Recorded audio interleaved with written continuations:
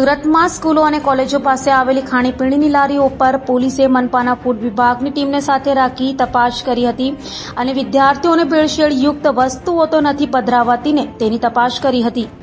સુરતમાં શાળાઓ અને કોલેજો શરૂ થઈ ગઈ છે ત્યારે સુરત પોલીસની એસઓજી, પીસીબી અને એફએસએલ તથા સુરત મનપાના ફૂડ વિભાગની ટીમે સાથે મળી સુરતમાં આવેલી સ્કૂલો, કોલેજો તથા અન્ય સ્થળે આવેલી ખાણીપીણીની લારીઓ પર તપાસ હાથ ધરી હતી।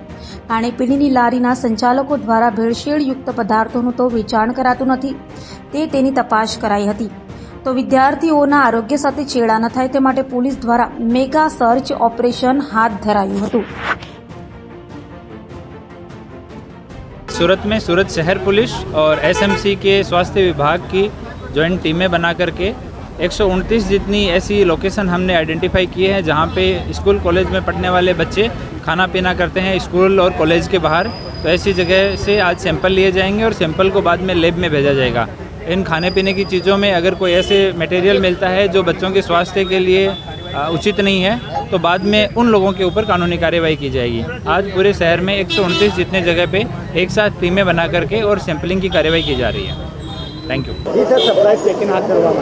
हाँ, माननीय अनुपम सिंह गहलोत जे सूरत कमिश्नर सर से हमने एक चिंता थी कि जे विद्यार्थीओ छे स्कूल, शैक्षणिक संस्था, कोचिंग सेंटरों में जे भणे छे तेओ ज्यारे त्यां आजूबाजूमां फूड कॉर्नर होय के लारी होय, गल्ला होय तो एनी अंदर जे खोराक आरोगता होय तो ए आरोग्यप्रद है कि बिन नुकसानकारक है। एनी माटे एक सरप्राइज चेकिंगનું आयोजन કરવામાં આવ્યું છે। ઝોન 4, 5 અને 6 4 ઝોનના ડીસીપી સર અને એસઓજી દ્વારા સમગ્ર ચેકિંગનું આયોજન કરવામાં આવ્યું। તેમાં એસએમસીના ફૂડ ઇન્સ્પેક્ટર અને એફએસએલ અધિકારી પણ જોડાયા છે। તે ટીમો બનાવેલી છે અને સમગ્ર 13 ટીમો અત્યારે ઝોન 4, 5 અને 6ના પોલીસ સ્ટેશન વિસ્તારોમાં અત્યારે સઘન ચેકિંગ ચાલુ છે। સુરત શહેરમાં કયા કયા વિસ્તારો છે જ્યાં સરપ્રાઇઝ ચેકિંગ હાથ ધરવામાં આવશે?